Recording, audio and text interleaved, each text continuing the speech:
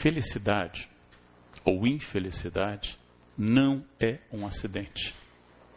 A não ser que eu sofra de depressão grave, precise de medicação, e é uma doença grave, que ocorre a gente às vezes que trabalha muito, e alguns que não trabalham muito, mas é uma doença grave. Acabei de ler um livro sobre isso, O Demônio do Meio-Dia. É uma doença grave. Mas tirando esses casos que podem ser tratados de depressão, felicidade é uma escolha. O que eu realmente quero? Quem eu quero ter ao meu lado? Quais são as pessoas realmente significativas? Quais são meus objetivos? Quanto eu quero a cada década de vida ter como amigo, como projeto profissional, como bens ou como experiência de vida? Quais os pontos que eu vou cuidar e quais os pontos que eu vou largar? Quais as pessoas que eu vou enfatizar e quais as que eu vou me afastar? E quais são as experiências de fato que são significativas? Respondendo isso, eu respondo a frase que fundou a filosofia ocidental, com Sócrates: conhece a ti mesmo. Essa frase fundante estabelece isso. E este é um acréscimo enorme na vida da gente. É relativamente simples, mas cumprir isso leva a vida toda.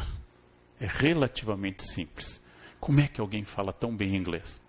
Como é que fulano tem um corpo tão bom? Por que cicrano tem um carro tão bom? Por que naquela família as festas são tão legais e na minha nem tanto? Porque alguém fez. Porque alguém agiu.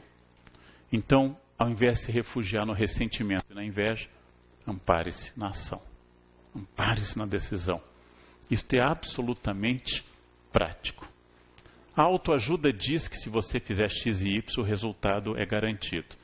A filosofia diz que não tem nenhuma garantia para absolutamente nada. Isso é uma verdade. Mas não fazer é ainda mais doloroso do que entregar os pontos. É mais derrotado ainda o ser do que aquele que luta.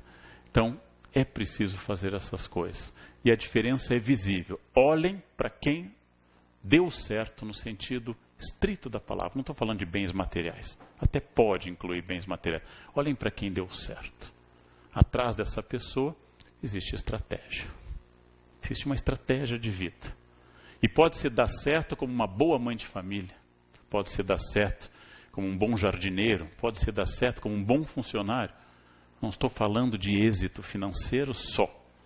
Mas atrás tem uma estratégia. O prêmio da estratégia bem feita, insistida e realizada chama-se felicidade.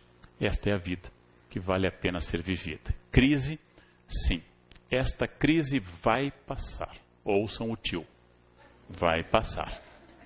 Porque crise funciona como doença. Tem duas hipóteses.